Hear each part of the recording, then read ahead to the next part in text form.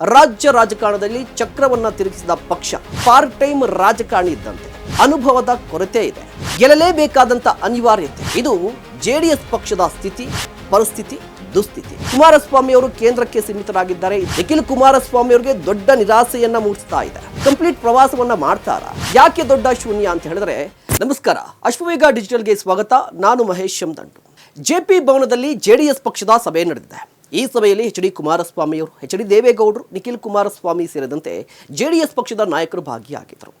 ಈ ಸಭೆಯ ಉದ್ದೇಶ ಏನು? ಈ ಸಭೆಯ ಯಾವ ರೀತಿಯ ಸಂದೇಶವನ್ನು ರವಾನೆ ಮಾಡಿದೆ ಅಂತ ನೋಡೋದಾದರೆ, ಮುಖ್ಯವಾಗಿ ಎರಡು ಸಂದೇಶವನ್ನು ಸಭೆ ರವಾನೆ ಮಾಡಿರುವಂಥದ್ದು. ಹಾಗಾದರೆ ಯಾವ ರೀತಿಯ ಸಂದೇಶ ಅಂತ ಹೇಳಿದ್ರೆ, ಮೊದಲ ಸಂದೇಶ ಎಚ್.ಡಿ. ಕುಮಾರಸ್ವಾಮಿ ಅವರನ್ನು CM ಮಾಡಬೇಕನ್ನುವ ಸಂದೇಶ, ಜೊತೆಗೆ ಆ ಅಭಿಪ್ರಾಯವನ್ನು ಸಂಗ್ರಹ ಮಾಡಿರುವಂಥದ್ದು, ಅದಕ್ಕಾಗಿ ಪ್ರಯತ್ನ ಪಡಬೇಕು ಅನ್ನುವ ಸಂದೇಶವನ್ನು ಈ ಸಭೆ ರವಾನೆ ಮಾಡಿದೆ. ಇದರ ಜೊತೆಗೆ ನಿನ್ನೆಯ ಸಭೆಯ ಮತ್ತೊಂದು ಸಂದೇಶ ಏನು ಅಂದರೆ, ನಿಖಿಲ್ ಕುಮಾರಸ್ವಾಮಿ ಅವರ ಹೆಗಲಿಗೆ JDS ಪಕ್ಷದ ಹೊಣೆಯನ್ನು ಕೊಟ್ಟಿರುವಂಥದ್ದು. ಮೊದಲನೇದಾಗಿ ಎಚ್.ಡಿ. ಕುಮಾರಸ್ವಾಮಿ ಅವರು CM ಆಗ್ತಾರಾ? ಆ ರೀತಿಯ ಪ್ರಯತ್ನ ನಡೀತಾ ಇದೆ, ಅದು ಸಕ್ಸಸ್ ಆಗುತ್ತಾ? ಅದ್ರ ಬಗ್ಗೆ ಆನಂತರ ಮಾತನಾಡೋಣ. ಅದಕ್ಕೂ ಮೊದಲು ನಿಖಿಲ್ ಕುಮಾರಸ್ವಾಮಿ ಅವರ ಜವಾಬ್ದಾರಿ ಮತ್ತು ಅವರ ನಡೆ ಏನಾಗಿರುತ್ತೆ ಅನ್ನೋದ್ರ ಬಗ್ಗೆ ಈ ವಿಡಿಯೋದಲ್ಲಿ ಚರ್ಚೆ ಮಾಡ್ತಾ ಹೋಗೋಣ. ಸಾಲು ಸಾಲು ಸೋಲು, ಅಳಿವು ಉಳಿವಿನ ಪ್ರಶ್ನೆ, ಪ್ರತಿಷ್ಠೆ, ಅಸ್ತಿತ್ವಕ್ಕಾಗಿ ಹೋರಾಟ, ಗೆಲ್ಲಲೇಬೇಕಾದಂಥ ಅನಿವಾರ್ಯತೆ. ಇದು JDS ಪಕ್ಷದ ಸ್ಥಿತಿ, ಪರಿಸ್ಥಿತಿ, ದುಸ್ಥಿತಿ. ಹೌದು, 90ರ ದಶಕದಲ್ಲಿ ರಾಜ್ಯ ರಾಜಕಾರಣದಲ್ಲಿ ಚಕ್ರವನ್ನು ತಿರುಗಿಸಿದ ಪಕ್ಷ, ಮೊನ್ನೆವರೆಗೂ ಕೂಡ ಕಿಂಗ್ ಮೇಕರ್ ಖ್ಯಾತಿಯ ಪಾರ್ಟಿ ಇವತ್ತು ಅಸ್ತಿತ್ವಕ್ಕಾಗಿ ಹೋರಾಟವನ್ನು ನಡೆಸ್ತಾ ಇದೆ. 2018ರ ರಾಜ್ಯ ವಿಧಾನಸಭಾ ಚುನಾವಣೆಯಲ್ಲಿ ಸೋತರೂ ಕೂಡ JDS ಪಕ್ಷ ಅಧಿಕಾರವನ್ನು ಏರಿತ್ತು. ಅದಾದ ನಂತರ ಸರಣಿ ಸೋಲುಗಳಿಂದ ಕಂಗಾಲಿಗೆ ಹೋಗಿದೆ.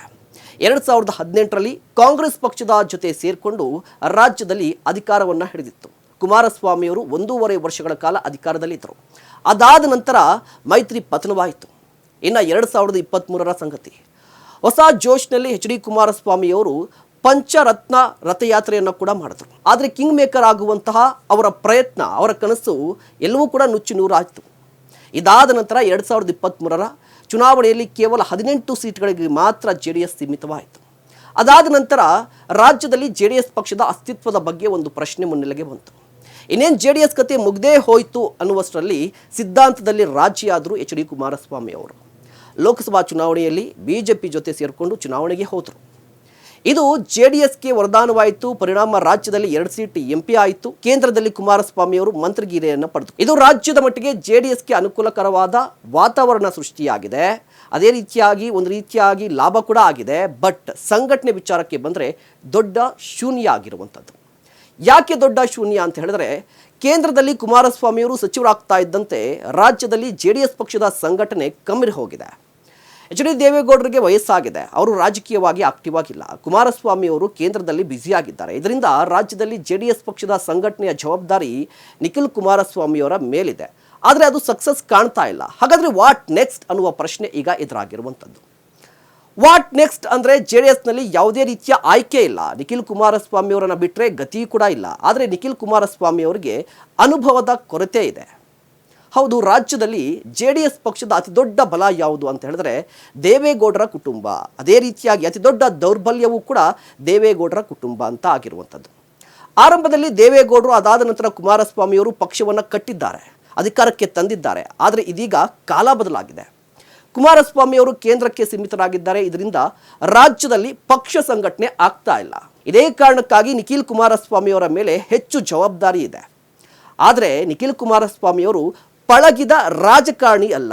ಇದರ ನಡುವೆ ಮಂಡ್ಯ ಲೋಕಸಭಾ ಚುನಾವಣೆಯಲ್ಲಿ ಸೋಲು, ರಾಮನಗರ ವಿಧಾನಸಭಾ ಚುನಾವಣೆಯಲ್ಲಿ ಸೋಲು, ಚನ್ನಪಟ್ಟಣ ಬೈ ಎಲೆಕ್ಷನ್ನಲ್ಲಿ ಸೋಲು ನಿಖಿಲ್ ಕುಮಾರಸ್ವಾಮಿ ಅವರಿಗೆ ದೊಡ್ಡ ನಿರಾಸೆಯನ್ನು ಮೂಡಿಸ್ತಾ ಇದೆ.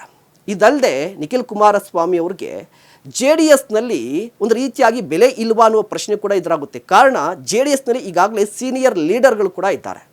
ಅವರು ನಿಖಿಲ್ ಕುಮಾರಸ್ವಾಮಿಯವರ ಮಾತನ್ನು ಕೇಳೋದು ತೀರಾ ಕಡಿಮೆ. ಹೀಗಿದ್ದರೂ ಕೂಡ JDSಗೆ ಉಳಿದಿರುವ ಏಕೈಕ ಆಯ್ಕೆ ನಿಖಿಲ್ ಕುಮಾರಸ್ವಾಮಿ ಮಾತ್ರ. ಇದೇ ಕಾರಣಕ್ಕೆ ನಿಖಿಲ್ ಕುಮಾರಸ್ವಾಮಿ ಈಗ ಮತ್ತೆ ರಾಜ್ಯ ಪ್ರವಾಸಕ್ಕೆ ಮುಂದಾಗ್ತಾ ಇದ್ದಾರೆ. ಹಳೆ ಮೈಸೂರು ಭಾಗ ಸೇರಿದಂತೆ ಉತ್ತರ ಕರ್ನಾಟಕ ಭಾಗದಲ್ಲಿ ಪ್ರವಾಸಕ್ಕೆ ಮುಂದಾಗ್ತಾ ಇದ್ದಾರೆ. ಆದರೆ ಇದು ಸಕ್ಸಸ್ ಆಗುತ್ತಾ ಇಲ್ವಾ ಅನ್ನೋದು ಸದ್ಯದ ಕುತೂಹಲ. ಯಾಕೆ ಅಂತ ಹೇಳಿದ್ರೆ, ನಿಖಿಲ್ ಕುಮಾರಸ್ವಾಮಿ ಅವರು ಪಾರ್ಟ್ ಟೈಮ್ ರಾಜಕಾರಣಿ ಇದ್ದಂತೆ. ಈ ಹಿಂದೆಯೂ ಕೂಡ ರಾಜ್ಯ ಪ್ರವಾಸ ಮಾಡ್ತೀನಿ ಅಂತ ಹೇಳಿಕೆಯನ್ನು ಕೊಟ್ಟಿದ್ರು. ಬಟ್ ಅದಾದ ನಂತರ ಸೈಲೆಂಟ್ ಆಗಿ ಸಿನಿಮಾ ಮಾಡಿದರು. ಈಗ ಮತ್ತೊಮ್ಮೆ ಈ ಬಾರಿ ಕೂಡ ನಿಖಿಲ್ ಕುಮಾರಸ್ವಾಮಿ ಅವರು ರಾಜ್ಯ ಪ್ರವಾಸ ಮಾಡ್ತೀನಿ ಅಂತ ಹೇಳ್ತಾ ಇದ್ದಾರೆ. ಹಾಗಾದರೆ ಏನು ಮಾಡ್ತಾರೆ ನಿಖಿಲ್ ಕುಮಾರಸ್ವಾಮಿ ಅವರು? ಕಂಪ್ಲೀಟ್ ಪ್ರವಾಸವನ್ನು ಮಾಡ್ತಾರಾ? ಈ ಪ್ರವಾಸದಿಂದ JDSಗೆ ಬೂಸ್ಟ್ ಕೊಡ್ತಾರಾ? ಕಾದು ನೋಡಬೇಕಾಗಿದೆ. ಇದಾಗಿತ್ತು ಕ್ಷಣದ ವಿಶೇಷ. ನೋಡ್ತಾ ಇರಿ ಅಶ್ವವೇಗ ನ್ಯೂಸ್. ಇದು ಸತ್ಯಾನ್ವೇಷಣೆಯ ಓಟದಲ್ಲಿ.